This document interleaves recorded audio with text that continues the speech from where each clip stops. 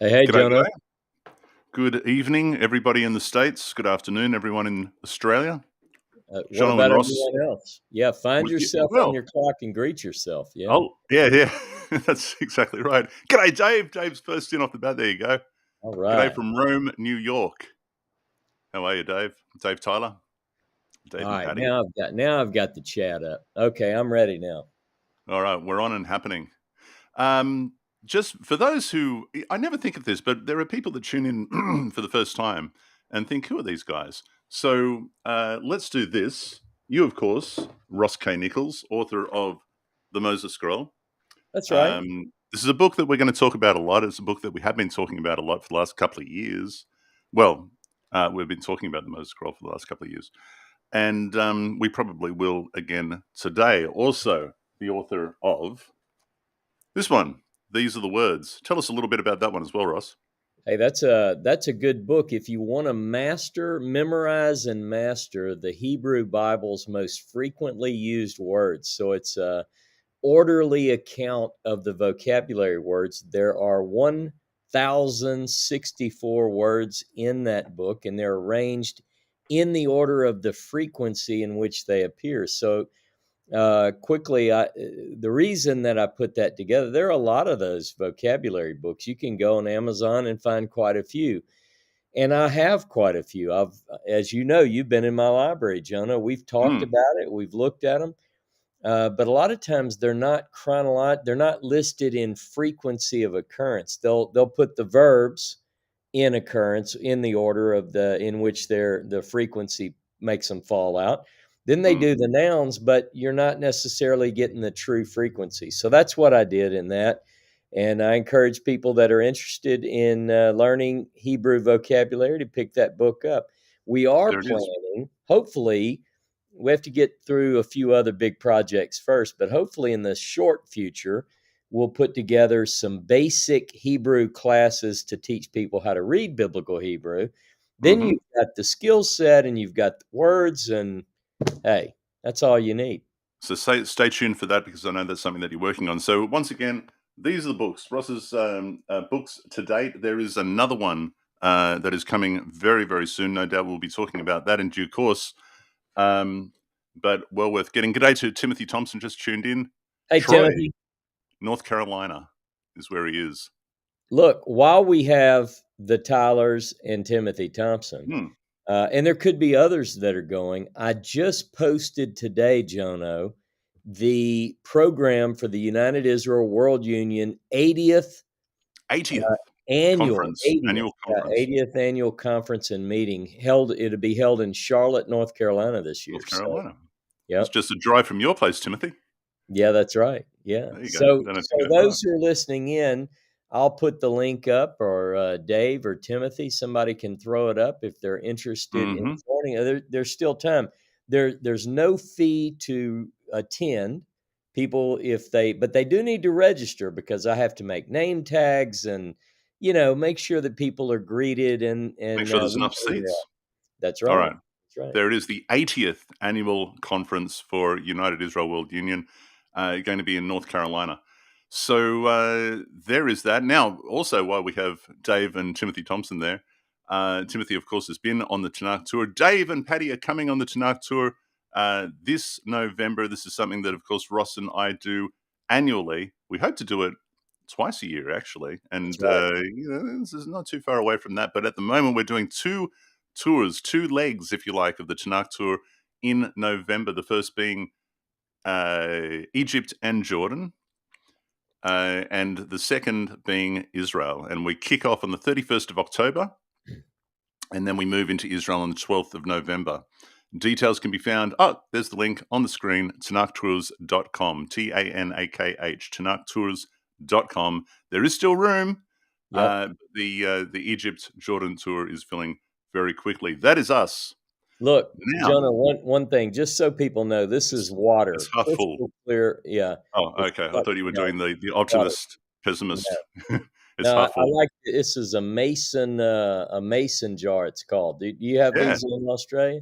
Yeah, yeah, Yeah, yeah. 12 You do your ounces. canning. Well, I'm drinking a lot of water these You're just days. saying it's not vodka, is what you're telling me. That's right. It's not Everclear. It's water. Okay. I'm There you ready now, though. The optimist says it's half full, and the pessimist says it's half empty, and Ross says it's water. It's It's because Ross water. is a Drink it. realist like myself. Right. It's water. Um, G'day, Christo. Hey, Christo said he Christo. remembers mason jars. Canning people, it's something worth doing if Yep. you have the means. And pickling, it's all good for you. Um, what to talk about today? I would like to, if we may, touch on your recent research. I know that you're reading a book, and you mentioned this last week. And the book is by Emmanuel Tove.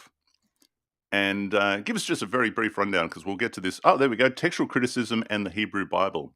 Yeah. And have you finished it yet? Have you finished the book? No, no, I haven't, but you can see by my markings, if I can get this, Ah, it's not. Let me tell you this. I go on. enjoy it. It's fascinating. It's not really a book that you can, but it causes you to look things up, and it's not just a sit down and enjoy the read kind of book, like a page turner, but it's very, very detailed. It's filled with all sorts of interesting things. And one of the things that I'm working on right now in the book is the Masoretic text. What do we know about the Masoretic text? And I think we're Mhm. going to get into this later in our broadcast. We're going to try, by the way, Jono, to do these shows in 45 minutes.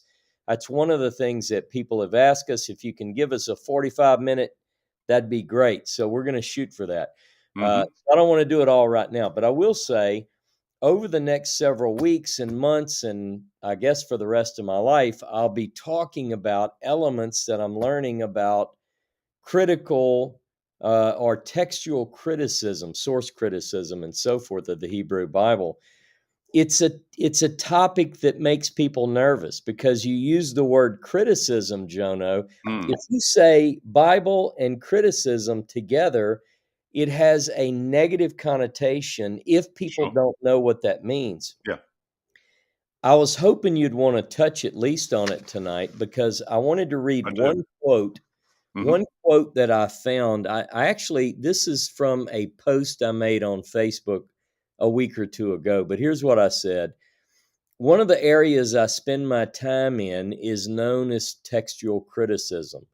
The name is unfortunate because it immediately assumes a negative enterprise. It is not, Jono, about criticizing the biblical text. Instead, at least in part, textual criticism is about analyzing all textual witnesses in an attempt to discern the original form of a particular text. Mhm. Right? So this is me. And then I quoted a gentleman by the name of Benjamin Kennicott in 1753. He's considered one of the early text critics. He says, quote, "And now, if there certainly are errors in the printed text of the Old Testament, may we not be permitted to discover them?" Mm. Now, again, that makes people a little bit nervous because now we're saying, wait a minute, you're suggesting that there are errors in the printed text of the Hebrew Bible. Now, I grew up fundamentalist Christian, and in that upbringing, one of the things that we were told is the King James is what I grew up on. This is the holy, inspired, inerrant, authoritative word of God. I don't know if I got the order right, but that you get the point. And so you begin there, and then you find difficulties. And at first, you think, well, I'm just not reading this right or correctly, or I'm missing something. I need to be illuminated from above, whatever the case might be. And then a lot of people reach the place where they more easily define their faith according to the Hebrew Bible because they find, how do we say discrepancy nicely? You find discrepancies between the Hebrew Bible and the New Testament. And so Mhm. people tend to, a lot of times they say, well, at Just least the Old Testament is. that's it. Now, this is something that I did, of course, and a lot of people, and indeed, truth to you, listeners, um, followed this path, and that is that we analyzed the claims of the Greek Bible, if we'll say that, the New Testament, and took them back to where these claims originated in the Hebrew Bible, and found that it didn't gel.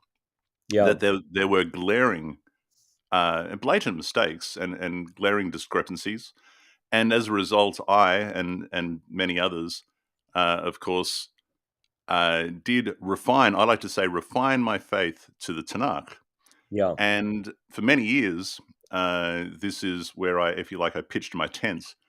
And this brings me to, and sorry to interrupt you, but No, put a that's fine. bookmark there because I'd like to get back to where you were up to, because this does bring me to a question that was asked of me this week, sent in a message. I won't mention who, or I'm sure he wouldn't mind if I did, but it was in a private message, so I'll just read it. And the question was, let me find it here. And this is a question that I get often. Hi, Jono. Why or how did you choose Karaite Judaism over Rabbinic Judaism? And it is interesting because my patrilineal heritage is Jewish, not Yeah. my matrilineal heritage. The religion that I was brought up in was Christian. Went to a Christian school, brought up in church and so on and so forth. But I did refine my faith to the Tanakh, You and even went to advanced school and got a degree in I, theology. I got a degree in theology during that transitioning period, which was very challenging. But I did. I got a degree in theology, and once I decided to shelve, if you like, my New Testament and refine my faith to the Tanakh as the source of divinely imparted information, as my sacred text, if you like. Yeah. I was then faced with that question: do I look now at Karaite Judaism? Do I look at Rabbinic Judaism? So, for everyone who's not too sure exactly what that is, Rabbinic Judaism certainly represents the vast majority of expression of Judaism today in the world. We would know it as Orthodox Judaism. Even, in fact, Reform Judaism comes under that banner. And the thing that makes it different from Karaite Judaism is that Rabbinic Judaism views the oral law as divinely imparted, or ultimately authoritative, if you like. It's an authoritative text Right. in as much as the Tanakh. You have to take it all as a whole. In fact, they will say to you, you cannot possibly interpret and follow the Tanakh and understand it unless you also accept the oral law. Right. That was a position that I was not willing to take. I really just couldn't see it myself personally. Christo just said, "Oh, g'day to Patty, by the way." Patty Hey, Tyler. Patty. Christo said, "Yes, reform and conservative." Um, Masorti is also fully rabbinic. Yeah, that's right. They do come under that umbrella. Right. Karaite Judaism does not. Karaite Judaism says, no, no, no. It- The oral law is not authoritative. It is not imparted to us divinely. And Karaites say, we believe that the Tanakh is the ultimate authority. In fact, I've seen Karaite Judaism put it this way: three circles within each other, the Torah as the ultimate source of authority in the middle, the circle in the middle, and around that is a circle, which is the prophets, the Nevi'im, and then around that is a circle, the Ketuvim, the writings. Yeah. And this is the order in which they would place the ultimate authority. And I thought, yeah, this makes sense to me, and it made sense to me at the time. And as such, Ross, they also follow and accept patrilineal descent, as is the unbroken rule throughout the Tanakh. The idea that one is a member of a tribe because their father is a member of that tribe. One And is their really, if I can jump in, you even went so far as to do DNA testing, did not you just not? not just DNA testing, but deep genealogical tracing as well. Because I know that my ancestors are from Hungary and so on and so forth, and that was fascinating. In fact, through that, I connected with a cousin in Israel. G'day, Daniel. Daniel just tuned in. Hey, Connected Daniel. with a cousin in Afula in Israel, and so now every time I go to Israel, I catch up with her and her son, and that's just great. Like it's good, lovely people, Yeah. and her parents in Hungary, they still live there in Budapest. And I've been there to Budapest a couple of times. It's just it's really good. Christo just said, reform also accepts patrilineal only if the child is raised exclusively Jewish with no other religious affirmation. Yeah, this is right, Christo, and I'm going to be talking about that in just a second. So with and there are some differences between that and Karaite Judaism, by the way. But with Karaite Judaism, this is what they say. They say if your father is Jewish, then you are Jewish, and this is what we've been practicing for years. Incidentally, it is true of the Ethiopian Jewish tradition. It's true of the Chinese Jewish tradition, the Russian Jewish tradition as well, I think. And so it's certainly not unheard of, and it is the unbroken rule throughout the Tanakh. Now, I want to, as one who refined my faith to the Tanakh, as one who is patrilineally Jewish, of the tribe of Levi, Yeah. indeed, then I want to. That was appealing to me. Karaite Judaism just seemed to make sense. And as one who travels to Israel every year with your fine self, takes Yeah. people on tours, it seemed to me to be uh, convenient. In fact, it would be the only way for me to do it, to formally affiliate with Karaite. So you can affiliate if you are patrilineally Jewish, or if you are just Jewish, right? So Right. you can be Orthodox matrilineal, and they will happily affiliate if you wish to undergo that process. If you are not Jewish in any way, then the Karaites will say, "Here is our conversion program. You can go through the conversion program, the at the university, and then it is up to the community that of your choosing to see whether or not they will accept you as a convert and go through the mikveh and the Beit Din and so on and so forth. A Right. little bit similar to rabbinic Judaism in that respect. Uh, Being patrilineally Jewish, I thought, well, this is great. I go to Israel every year. Is there a way that I can just come and have the mikveh, do the Beit Din, meet with these guys, and just formally affiliate, and then uh, I'm in the institution, if you like. There's Right. a belonging. There's a sense of belonging, and this is something that we deal with people, especially people that come out of Christianity, Ross, um, and refine their faith. They think, "What am I now?" G'day, Jeffrey, and they feel like there has to be you have to be in something. You're either in or you're out, and it's an identity crisis, right? It is. It really is. It really is, and it comes from the sense of sort of this subconscious sense of being um, somehow deficient if you're not formally in a thing, and it's just a legacy of Christianity, I think, which is fine. But this is something that I was absolutely going through, and I desperately wanted for me and for my sons at the time to be formally part of an Right. institution. And so I kept very close with people in the Karaite community and sought to make strong connections there and learn more about the traditions and so on and so forth. So eventually, a couple of years ago, well, now I'm talking probably 5 years ago, Ross, almost 5 years ago, I reached out after a time, and yeah, Daniel just says, does this mean you might make Aliyah? Well, it certainly would make it a possibility, Daniel, because once you are formally affiliated with a Jewish institution, yeah, that does open up, and it's certainly something that I was very eagerly considering. So I reached out to the Karaite community and the authorities that be at the time, and put it to them. I come every year. What do I need to do? Can I affiliate formally? When I'm there. Now I'm going to read you a response. I've never done this, you guys. This is all brand new, but this Wait a is a minute, this question is that I get. late breaking. This is late breaking, this. And by the way, this is 5 years on, so Okay. don't be thinking that, Jono's got a grudge or anything like that.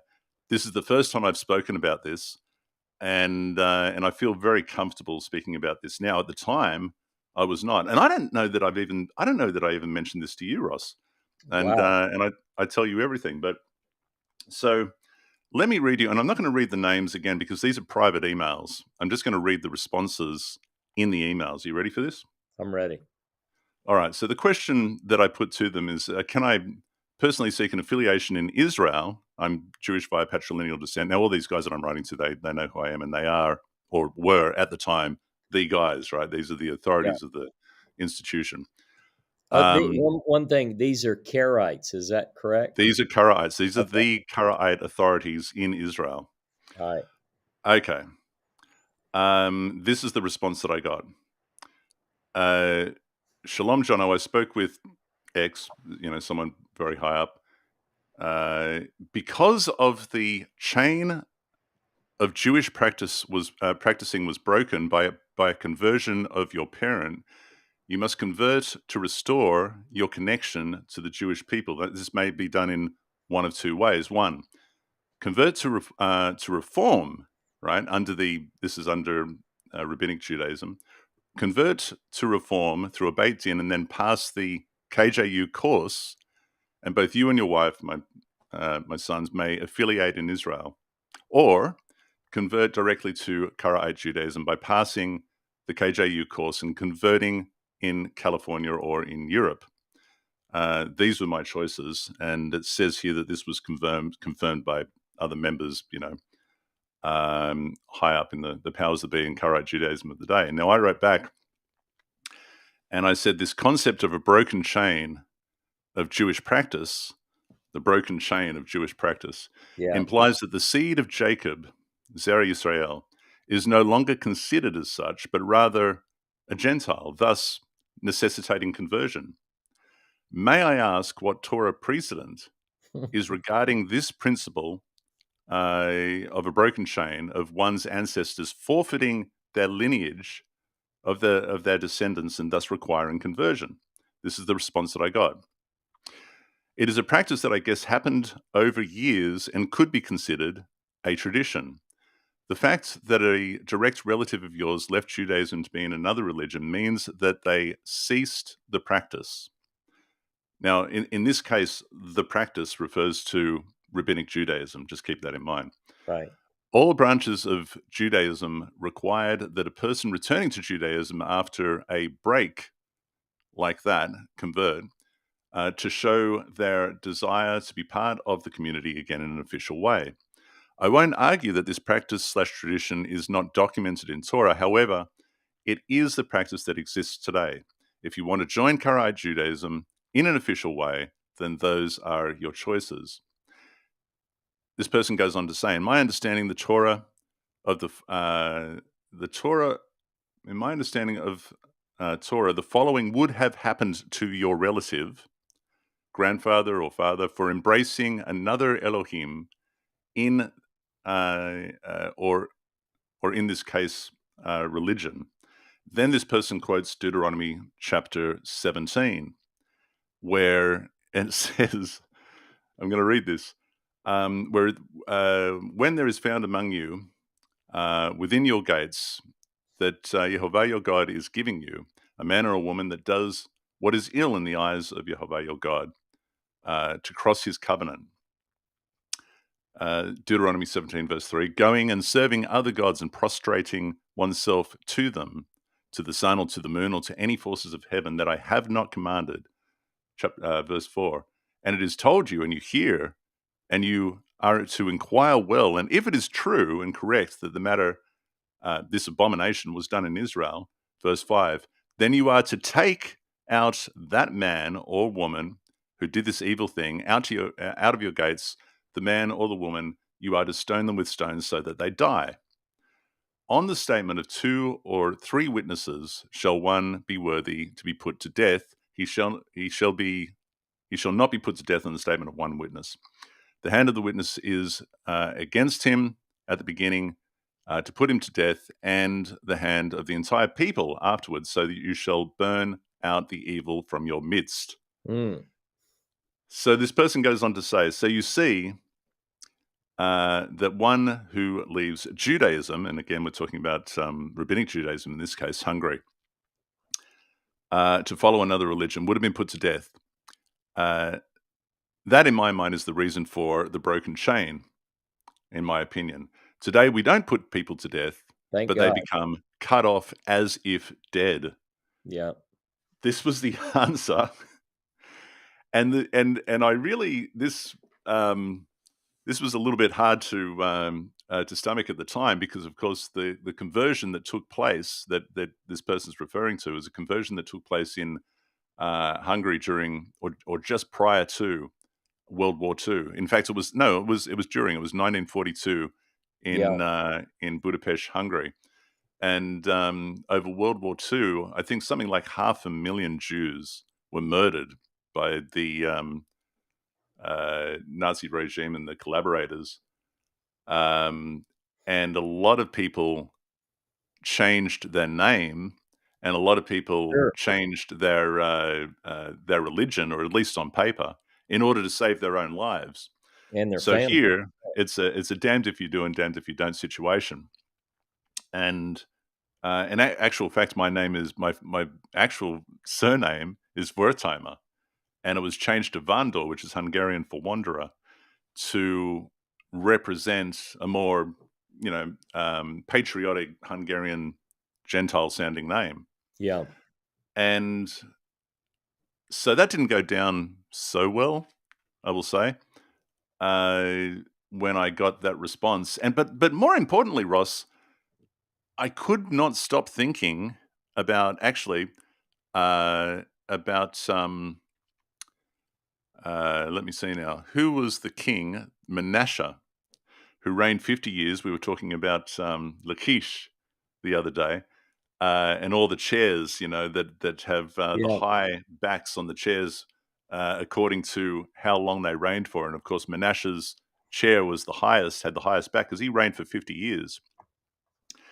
And in Chronicles, in the book of Chronicles, we're told that Menashe was evil king, very evil, did all the bad things, turned away from the God of his fathers and went and followed other gods, and did terrible things in the name of those other gods, and was eventually banished and taken into captivity in Babylon, Yeah. cut off, if you like, Ross, Yeah. not only from his original religion, but from his people and his land. And it says in Chronicles that while he was banished and in chains, that he implored God, that he repented, and that he sought God, and sought to do what is right. And it says that God restored him. Yeah. Did he need to convert again? Yeah. Was He he went seen as dead through. in the eyes of? I think Say he again. went. I think he went through a formal It conversion. was a formal conversion that he went through in order to get back and Had to go and back in the mikvah. Look, mm, we said this last week, and I did look just to make sure we're up and up. He did reign for 55 years. Remember, 55. yeah, last week someone said, wait, guy, because we couldn't remember 55 years. But Chronicles and Kings don't agree on everything about They Manasseh, but they they do don't. agree on that. So it's 55, just to make sure. Not troubleshooting you, but going with one of our good And listeners that, that's it. I want to come back to that, actually, and I have bookmarked that in my head. I do want to come back to that because it plays into where we're going next. yeah, So, in answer to people who ask me, um, are you Jewish? Are you an Orthodox Jew? Are you a Karaite Jew? I can tell you, uh, I did absolutely seek affiliation with the Karaites. This absolutely turned me off. I have a great deal of respect for many in the Karaite institution, Sean Lee Shah being one of them, yeah. who sent me a great deal of books that are in my library that you can get from. Let me grab one of these. Um, Here we go. Let me say this, Jono, while you're grabbing those. Mm. One of the staff, I think one of the editors, authors, is Yaakov Walker, Oh, who yeah. is a brilliant young guy. I say Mhm. young, he's, I don't know, I don't even think he's 40, but he's brilliant. He's a great linguist, good biblical scholar. He is on the board at United Israel, so, There you uh, go. but he's affiliated with Karaite Judaism. Of course, he also attends a conservative school, a conservative synagogue in Charlotte too, Yeah, so that's right, and I have a book of his, by the way, that is also, put out by the Karaite Press. So this is just a few of the books that you can get yep, from the Karaite Press. If you look that up, um, and, you know, yep, when we're talking about, Karaite Judaism, a lot of people think of Nehemiah Gordon as well. Oh, you right, shared something of Nehemiah's just recently, I saw yep, on mhm, Facebook.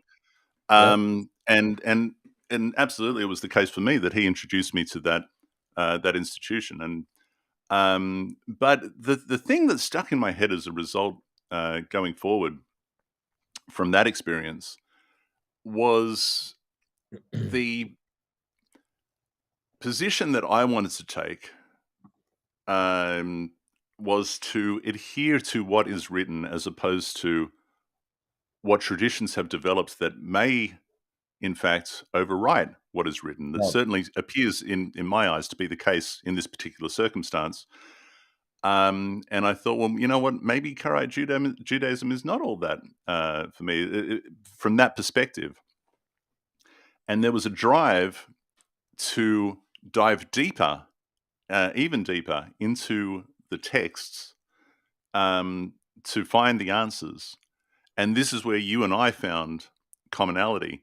So to pick up where you left off in the conversation at the beginning, if we can come full circle, you were saying that, you know, we you and I both, you know, we had our King James Bible, if you like. It fell from the heavens, and this was it, and we must adhere to it, and everything in there is true. But then, as you start to think critically, and yeah, you seek to answer questions that need to be answered, and you're not satisfied with the sugar-coated responses that are given to you, right. and you do your own study, right? Then, as it happened to me and it happened to you, we refined our faith to the Tanakh, and we said, "Well, now this is it. This must be all true. This is the one that I should adhere to. This is the divine scriptures. This is the ultimate authority." Ross. Yeah, I wanna say along with you, I think that's one of the reasons that we connected and became such good friends, because we both have a love and a passion for a quest for truth, particularly as it regards the Hebrew scriptures. And I mean, Mm. I remember the first time we talked, there was a click that, I knew, hey, this guy's like me. He is in the book. I mean, and so Well, just on that, before you continue, yeah, I remember talking to James Tabor, uh, and I can't remember where it was, but it was before you and I really um, had become good friends. yeah, And James and I were talking, and I can't even remember exactly what we were talking about. And he said, I've got to introduce you to Ross. You'd really like Ross. You guys would get on really yeah, well." yeah. Anyway, Yeah, speaking of continue. James, Yeah. he's leaving tomorrow. He's going to Israel. Normally, There you go. I would be on the tour with him, but we've got so much going on, and that's his field, and you and I are working so hard in the Hebrew scriptures Mm, that it just worked mutually. He can go, he can lead his wonderful Second Temple Judaism tour, basically. People might think mhm. it's a Christian tour. Certainly not that. It's No. an academically oriented tour that involves everything you might think you'd like to know about the Second Temple period. Mm, You're on the bus, he's talking about Herod and Antipas, and, people are getting a crash course. Come Saturday, they're going to be just on overload for 9 yeah. days. So, but anyway, our passion to understand, to study and understand the Hebrew scriptures and this whole identity thing. It's not just that it's driven the two of us. People that are listening to us now, probably everyone listening can relate. Mm, They've been in that place. They've redefined themselves from, who knows if they're still Christian. They may have gone from say a Protestant to a more charismatic to this to that. And you know, that's what seems to be the case, is that people are on a quest, a truth quest, if you will. And a lot of times it's tied to the book. Now, you know, quickly for me, I don't have any Jewish blood what that I can tell. I don't have any in my family on either side, not that I know of. Mm, But I've always loved the Bible, and so for me, it was, where do I fit in?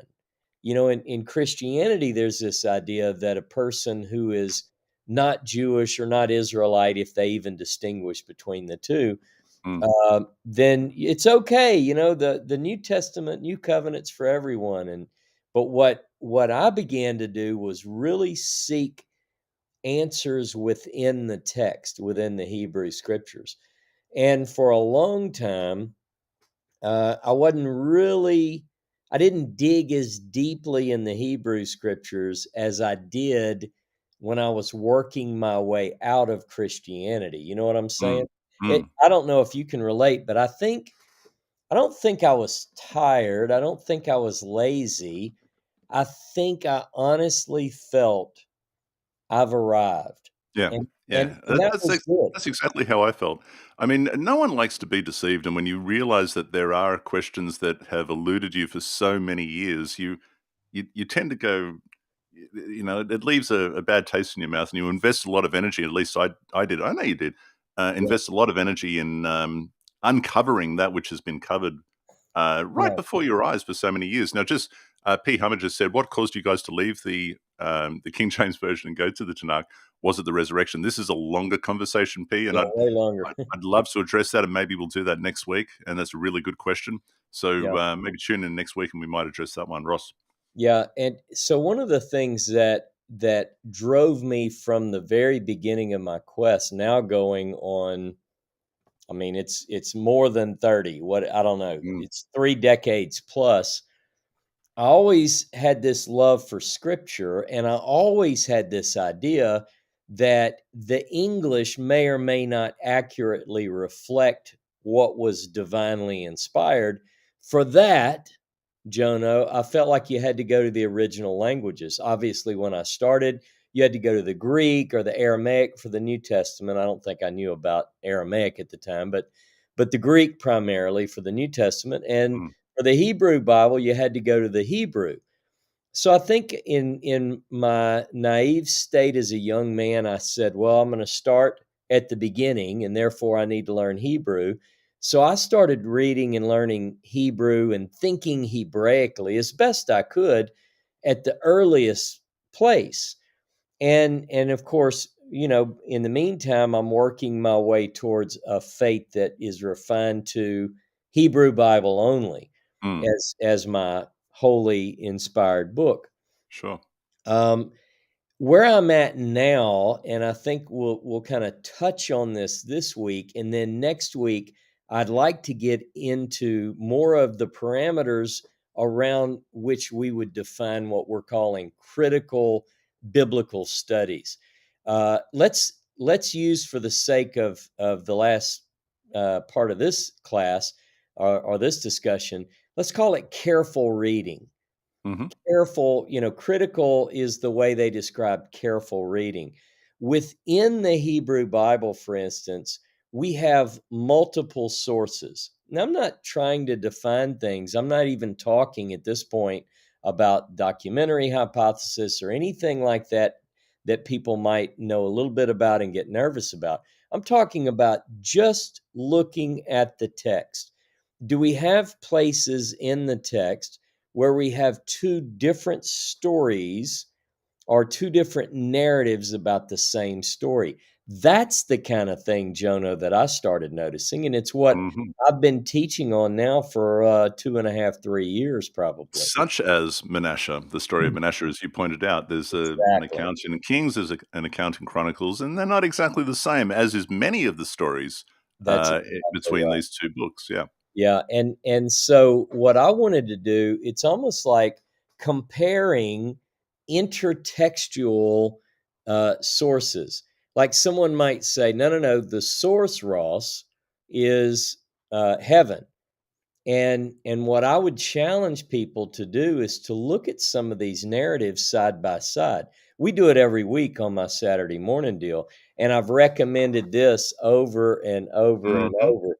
A synoptic harmony of Samuel, Kings, and Chronicles, because what it shows is that we really do have. Exceptional. Let's take the case of Menashas right now.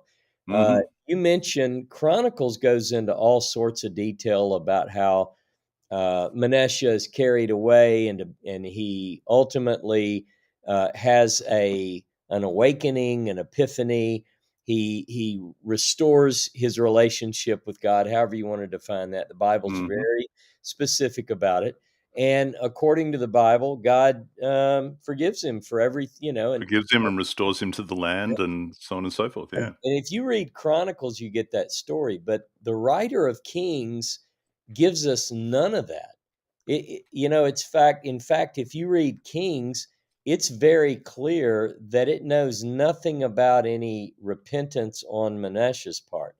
Now, Mm. some will quickly dismiss such variations between Kings and Chronicles and say, I used to hear this all the time with the gospel accounts, how they were different. It's like 3 people, 4 people see a wreck, and one guy says it was this color car and the other. I mean, we know rabbis who make an entire living and have a massive following by pointing out how the New Testament doesn't agree with the Hebrew Bible. Well, Mhm. Jonah, let me tell you, I would say, he who lives in a glass house shall not throw stones, because Well, I know that that's kinda harsh, but I'm telling you, when we look within the Pentateuch, we see differences. Even mm, within I have accounts in Exodus that contradict accounts that I find in the book of Deuteronomy. Same thing with the book of Numbers in Deuteronomy. So you mhm, have and believe me, I still love the book and align my faith as much as I can to the book. However, we have to be careful when we read these texts. And this is what critical textual criticism is all about. mm, Can we discern which of these stories that were incorporated is an earlier version? right. Now, I'm just talking about in the Bible. I'm Mm, not even going outside yet, but think about it. We have the Septuagint. Now, the Septuagint reads different than the Hebrew text. While some might say, "Well, I'm a Hebrew guy. Hebrew was the original. I'm going to go with the Hebrew." That would be a smart move if that's what I did. But guess what happens? 1946 and 47, they find Dead Sea Scrolls, which are clearly 2,000 years old. mhm. And the Hebrew text there is more in agreement with the Greek of the Septuagint, which indicates that behind the Septuagint is a Hebrew vorlage that's closer to The the original. the Yeah. original. So you Mhm. have to say, now what about the Samaritan Pentateuch? What about the is it which is gives us an earliest glimpse of the original? Is it the Masoretic text? We're going to talk about these things on these shows, Jono. How do we get the This is it. Masoretic text? And so what happens is that, the journey that we took, thanks to, in some part, to the rabbis who do throw these stones in within the New Testament and say, "Hey, Sure. listen, this does not work with this," when you go back to the original claim in the Tanakh. And what happens is that when we dive into that, what we're actually doing, unbeknownst to us, is teaching ourselves to think critically. We're teaching ourselves to think in a certain way to anchor what we believe to something that is concrete. Yeah. And the mistake one can make is, once you have, as I say, refined your faith to the Tanakh, you can say, "Well, I've arrived, and I need not do any. Don't tell me anything. La la la la la la. La, I don't want to know. Yeah, yeah, yeah. I don't want to know." But once you have that bug, if you like, once you've taught yourself to think that way, it's very, very difficult to stop. And you go, "Hang on a minute. There's this story here that has one account. Here's a story over here that has another account. Yeah. What's going on here?" And what we've done is we've moved from the refining of one's faith from A to B, and now we're distilling the text. I like to say we're distilling to Yeah. find out what is the original. And this is something that you and I have been doing for years. And here here is and this is what I coming right around in response to my friend who sent me this message in regards to rabbinic and Karaite Judaism, and I said to this person, I now subscribe, if you like, my sacred text is the Moses Scroll. Why? Because when you analyze the Moses Scroll, trying to distill uh, the origins of the Tanakh and which story came first and which came later Yeah. and so on and so forth. All of a sudden, you read the Moses Scroll and it's extremely satisfying. It Yeah. satisfies all those questions. It gives you all It's those pop- answers. It ticks all the boxes, and you go, "This is unbelievable. This is great."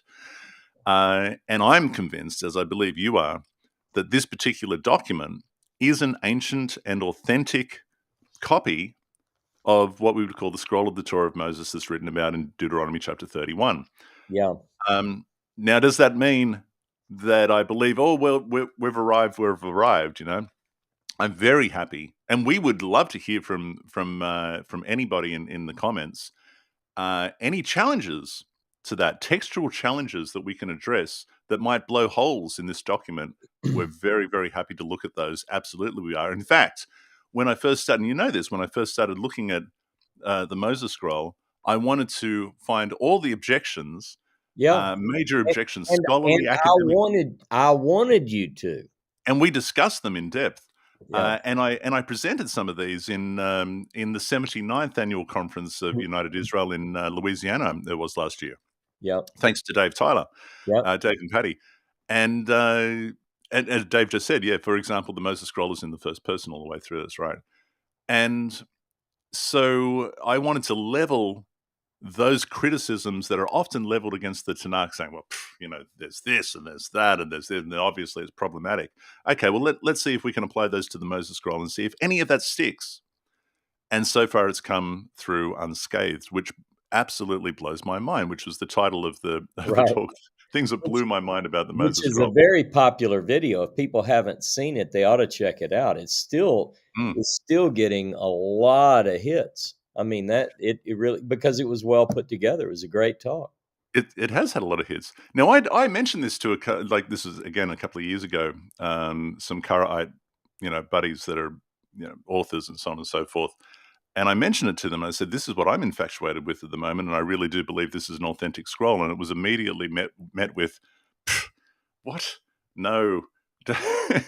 which really is something that is unfortunate, because you would think, because it's not as if people don't know me and how skeptical I can be. Yeah. Um, I, you would think that if I say to someone, because I don't say this lightly, I believe this document is the real deal.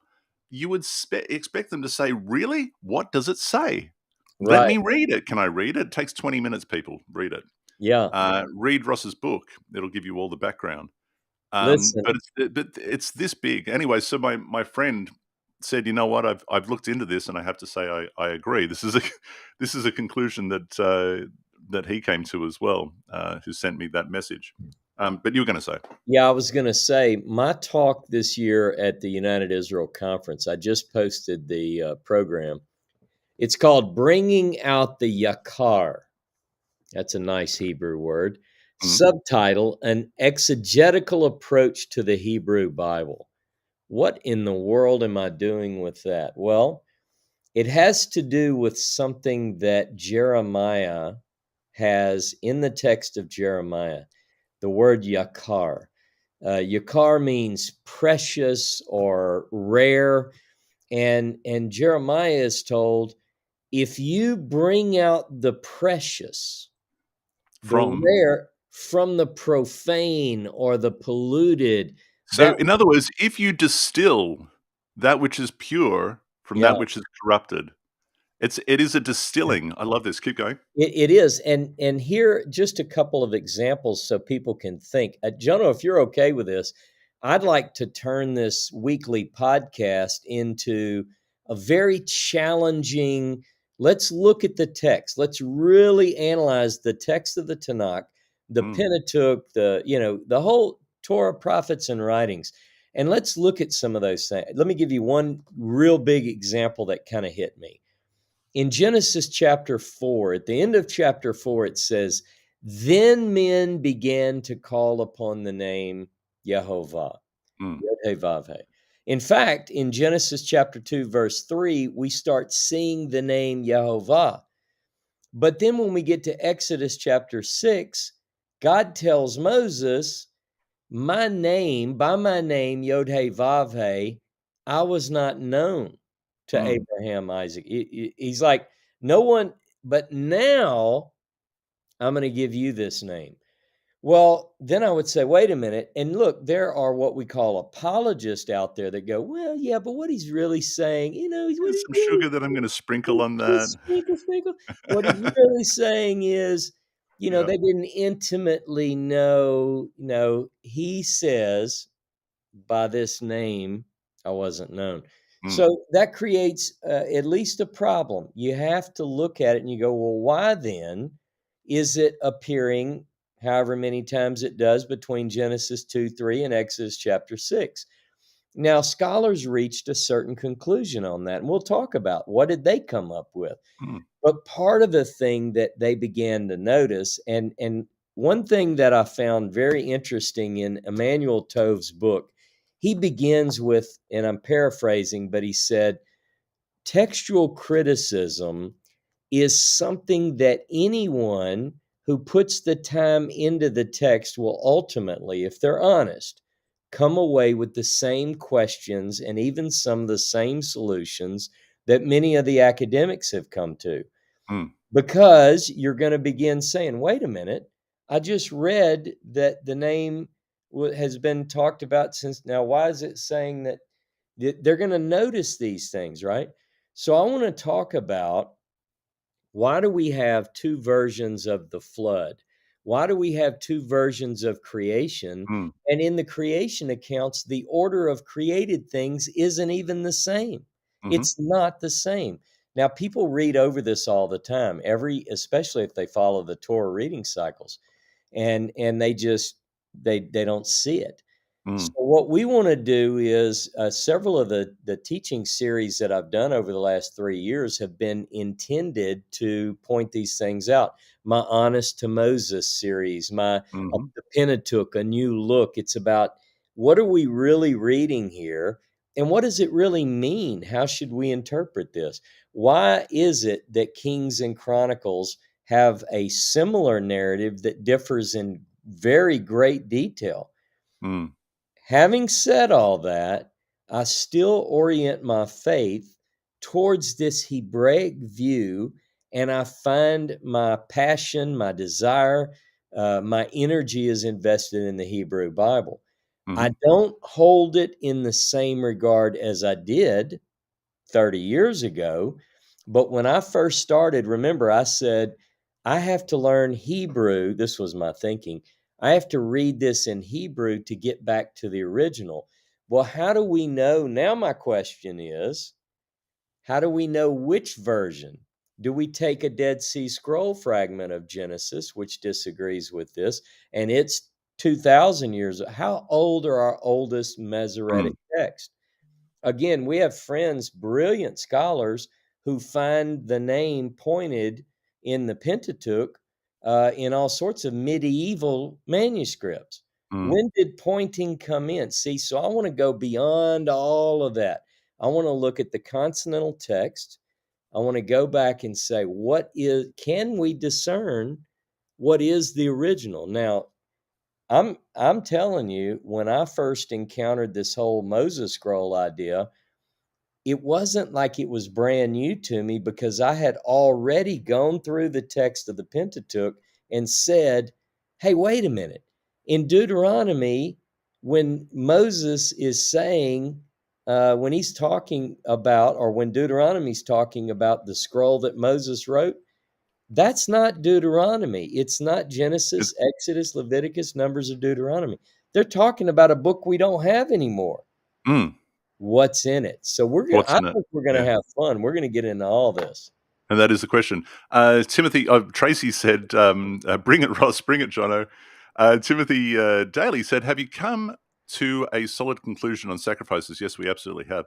As far as if they were original, well, what I will tell you, and I think you would concur, Ross, is that within the Moses scroll, because we have that, when we talk about that which is divinely imparted, we're talking about that which was given at Horeb. We're talking about the 10 words, and uh, and so we have 10 words, and we have a system of blessing and curses associated. Like each commandment has a corresponding blessing and a corresponding curse.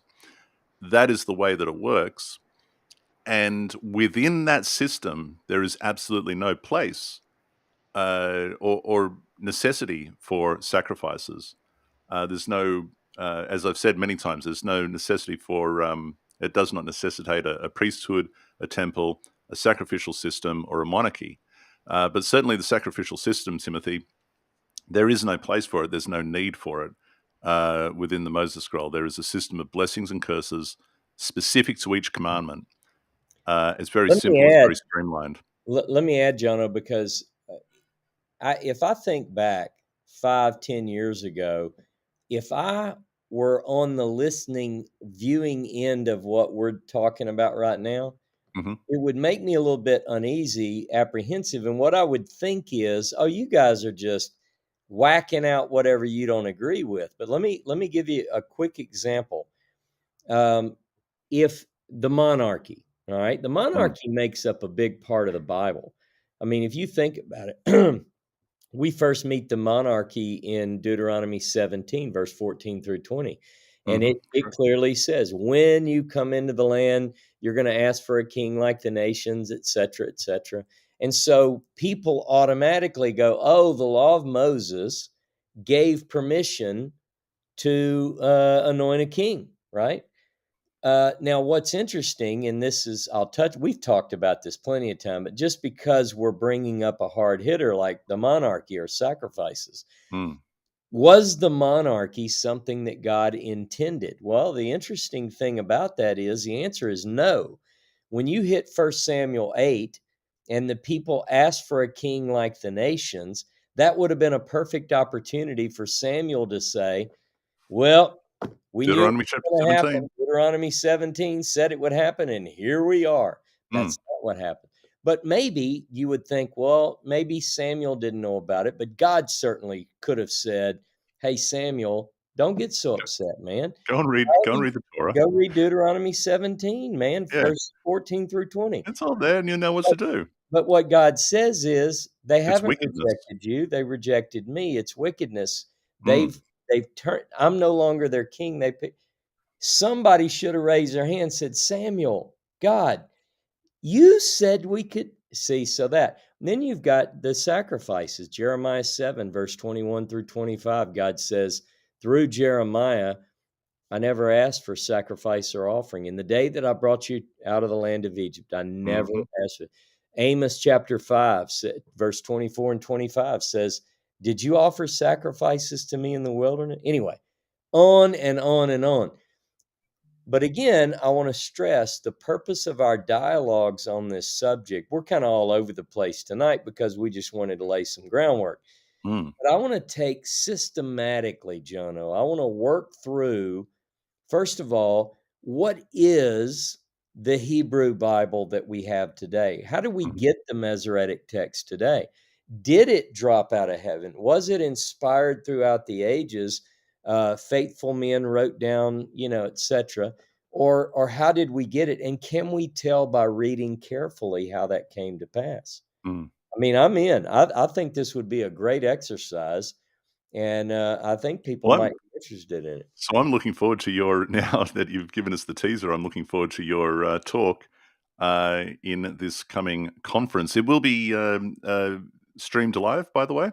Yes, yes. All right, so we'll have the links, and we'll let everyone know. Now, speaking of links, and just jumping off the topic just for a second, up in the corner of the page where you are, Ross's Patreon, and there's a code there that you can click on, and that'll take you to your Patreon page. It actually will now. I had posted it before. QR It code, didn't okay. work, but it does work if It people want does to now. this All right, podcast. so I would encourage people to do that. Click on that and go to Ross's Patreon page. There's a lot more detail that you can some deeper diving, if you like, that you can get into on Ross's Patreon. Support what he is doing. As we mentioned a couple of weeks ago, he has to buy the Sassoon Codex, which is only $50 million. So every penny helps. Hey, we're And going to talk about the different codex. What's the oldest manuscript? yeah, When did the consonantal text come together? And we have pretty good idea there. And when was it sort of fluid? How do we know? Is there anything that we can tell about? And then what's the oldest copy of the Hebrew Bible? By the way, let me add one more point for people who might be really nervous. Let's put it this way: by the first century Common Era, the Bible as we have it, I'm talking about the Hebrew Bible, the Tanakh, was it was pretty much the way we have it now: the Torah, the prophets, and the writings. And you know what's interesting? This is going to blow people's mind. One of the reasons some of the earliest texts that let us know that are from the New Testament. So New Testament documents, even though most scholars date them late in the first mm, century, are some of the earliest evidences of the tripartite division: Torah, prophets, and Psalms, as Luke puts it, Gospel of Luke, yeah, the book of mm, Acts, various things. So we know quite a bit, and we can see when things begin to come together. But let me tell you, just as easily as we can discern those things, we can see when it wasn't so quite. Before the text, actually, everyone was on the same page, we might hmm say.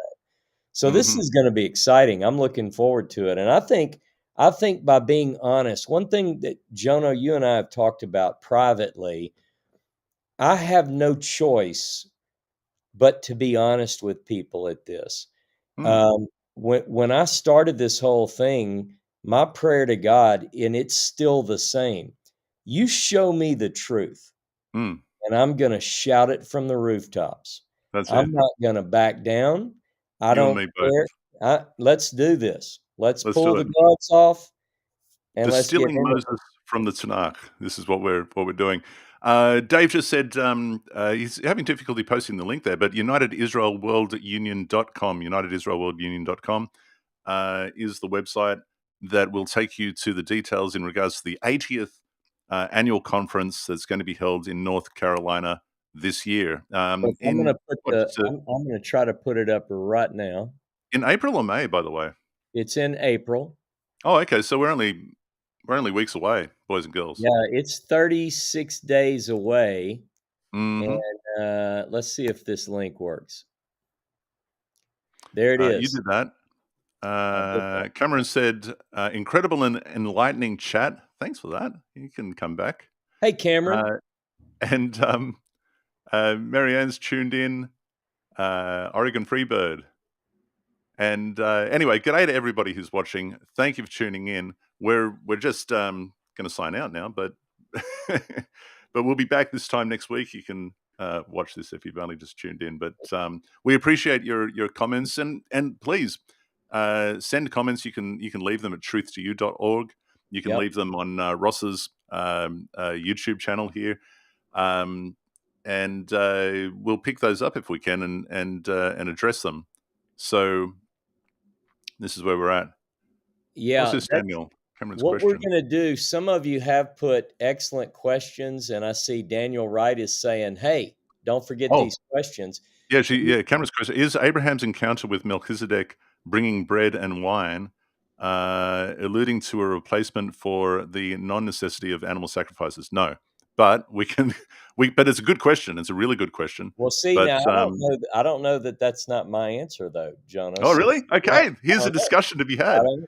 But what we'll do though is we're going to get into more of the detail of this. And if you have questions, like Jono said, leave them on Truth to You. Message, email either one of us. You can find us. Neither of us are very good at hiding from the public, and we're not trying. But we're going to be talking going forward about textual criticism, Hmm and remember what that means. We're doing a careful read. And you know what my slogan? I want to get a shirt that says "Honest to Moses."